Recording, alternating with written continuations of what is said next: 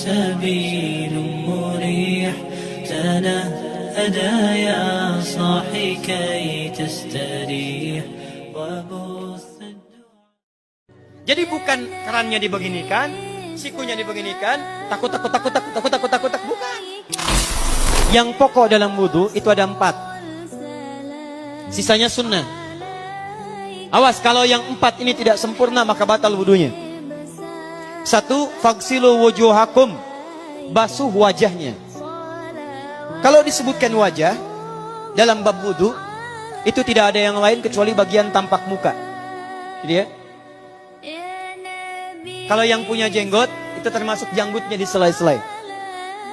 Kalau bapak kalau tidak punya jenggot atau belum punya jenggot, tidak usah maksa.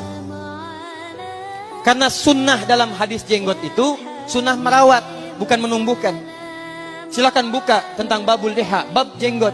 Itu hadis-hadis tentang sunnah jenggot, sunnah merawat bagi yang punya jenggot. Tapi yang tidak punya jenggot jangan dipaksakan.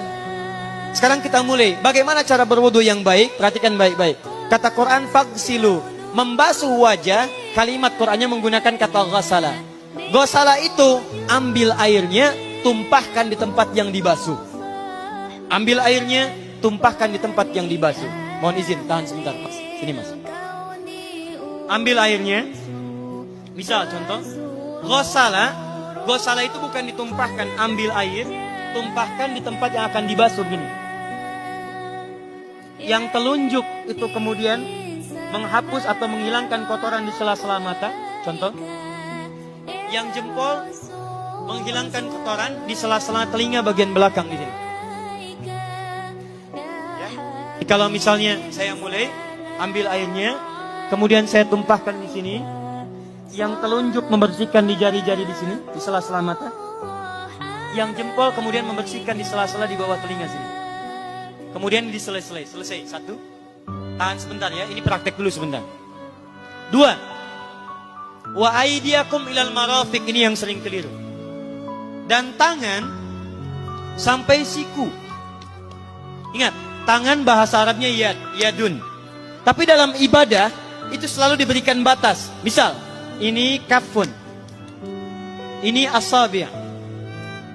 Ini sampai sini ruslun. Sampai sini, Bapak Ibu sekalian, ini namanya mirfaq, zamannya marafiq. Sampai sini katif. Dari sini ke sini, itu yad, tangan. Dalam bab salat, bab wudu, bab ibadah, tidak pernah Al-Quran dan hadis menyebutkan tangan kecuali diberikan batasnya. Sekarang lihat sini. Dalam bab wudu, bahasa Qurannya mengatakan, wa aidiakum ilal marafiq, dari tangan sampai siku. Ila dalam ilmu nahu harful ghayah, huruf yang menunjuk pada tujuan, batas dari ke. Ana minal an sa'adhab min Menes ila Bekasi. Saya setelah ini akan pergi dari Menes ke Bekasi. Jadi saya berangkat dari mana? Menes. Tujuannya kemana? Bekasi. Tujuan dalam bahasa Arab menggunakan ila, harful ghayah. Dari Menes ke Bekasi. Menes ila Bekasi. Dalam wudu, lihat, aidiakum ilal marafiq, ila sampai siku, bukan dari siku ke tangan. Jadi saat kita mengambil air wudu, ambil airnya, tumpahkan dari sini ilal marafiq sampai ke siku ke sini. Balikan lagi ke depan. Jadi bukan kerannya dibeginikan, sikunya dibeginikan, takut, bukan. Jadi bukan siku diteruskan ke bawah. Yang tepat itu ambil airnya, kemudian basuh dari sini sampai dengan ke sikunya. Hati-hati, ini ada maknanya.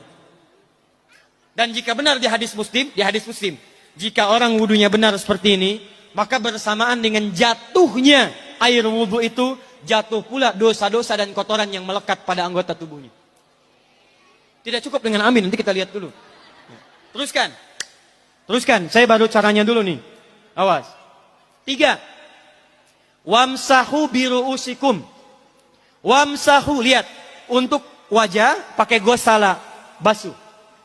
Tangan ghasala, basuh. Tapi ketika berpindah pada yang ketiga, wamsahu, berubah jadi masaha. Tahan sebentar ya. Masaha artinya mengusap. Kalau yang tadi membasuh, kalau masaha mengusap. Jadi yang ketiga ini tidak usah dibasuh. jangan tumpahkan air di tempatnya, tumpahkan airnya kemudian usap tempatnya. Pertama, wamsahu biru'usikum. Masya Allah, kata Allah, bagian ketiga, usap kepalanya. Awas, hati-hati. Tangan selesai pindah. Pindah kemana? Bukan ke rambut, tapi kepala. Kepala. Jadi dalam bab wudu yang diusap bukan rambutnya, kepalanya. Itulah keadilan Allah. Kalau yang diusap kepalanya, semua manusia yang hidup pasti punya kepala. Tapi kalau yang diusap rambutnya, ada ketidakadilan. Karena tidak semua orang punya kepala, punya rambut. Tuh. Nah sekarang lihat sini. Ketika kita diminta mengusap kepala, bahasanya masaha. Masaha itu begini. Ini saya punten. Bismillah. Ini ya. Ambil airnya, tumpahkan, baru kemudian diusapkan ke kepalanya. Paham ya? Kalau yang gosala, ambil, tumpahkan di tempat yang akan dibasuh. Tapi kalau masaha, hati-hati. Ambil airnya, tumpahkan, baru diusap. Jadi bukan diambil air, tumpahkan di kepala begini. Paham? Nah, tahan sebentar. Dan ini menggunakan huruf ba, Masya Allah. Ba, lihat, wajah tidak pakai ba. Tangan tidak pakai ba. Tapi khusus untuk kepala pakai ba. Wamsahu bi. Huruf ba dalam ilmu nahu. Coba dibuka yang suka ngaji. Buka kitab Bughnil Labib an Kutubil A'arib. Halaman 29 sampai dengan 59. Di situ ada penjelasan karya Ibnu Hisham Al-Ansari. Ibnu Hisham Al-Ansari. Itu ada penjelasan tentang makna huruf ba. Huruf ba itu punya 14 arti dalam bahasa Arab. Ada ilsaq, ada istighraq, ada muhabah, ada ba li tab'id. Ba li tab'id dibagi dua. Tab'id ma'al hudud wa tab'id bila hudud. Ini informasi saja, Pak. Bahasa Arab itu luar biasa. Ada mahasiswa kita orang Indonesia belajar di Kairo di Mesir di Al-Azhar. Ngambil S3. Bahasannya nulis disertasi, bahasanya tentang makna huruf ba di ayat wudu. Wamsahu biru'usikum. Dibahas, hanya membahas huruf ba, Pak, satu huruf itu dapat doktor, dapat S3. Ayo silahkan yang belum S3, ada huruf ta, ada huruf fa, ada huruf jim sampai huruf ya, masih banyak tuh.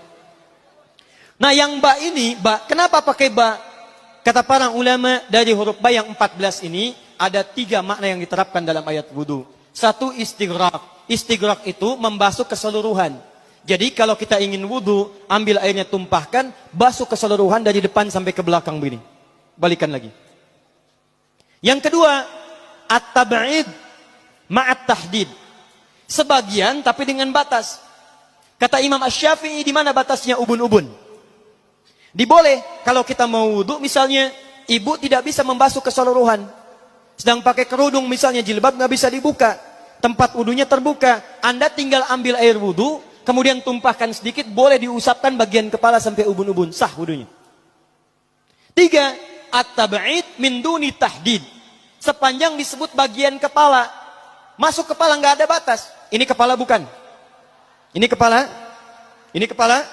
Nah, jadi kalau Anda berwudu mengusap bagian kepala, itu sudah sah, walaupun bagian tertentu diusap di kepalanya.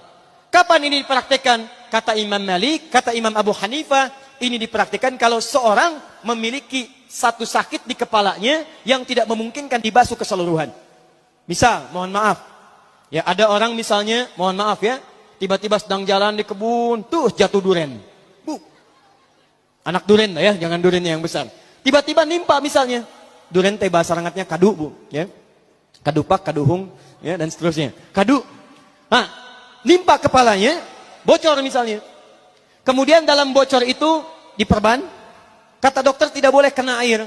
Saat bagian kepala yang tidak boleh kena air itu, bukan berarti wudunya kemudian bisa batal, atau boleh tayamum karena tidak bisa mengusap kepala. Kata para ulama, boleh dia mengusap bagian kepala yang lain yang tidak terluka. Itulah kenapa Allah memberikan huruf ba di sini, untuk kemudahan bagi kita dalam menunaikan wudu. Tapi pastinya yang dibasuh kepalanya bukan rambutnya. Jadi kalau ada laki-laki sudah dandan, sisiran, rapi, tiba-tiba keran dibuka, yang diusap cuma rambutnya, ulak. Nah, itu batal wudunya.